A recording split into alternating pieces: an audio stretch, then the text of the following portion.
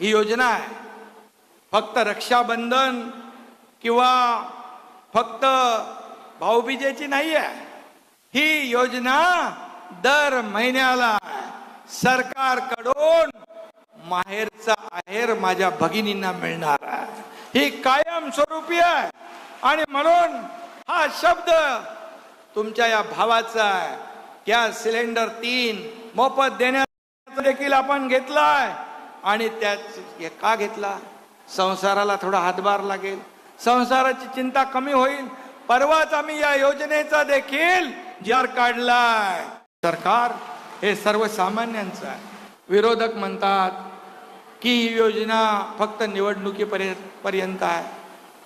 मी आपल्याला सांगतो ही योजना सुरू करायला आम्ही 1 वर्षापासून याचं नियोजन करतोय। 1 वर्षापूर्वी काय निवडणुका होत्या?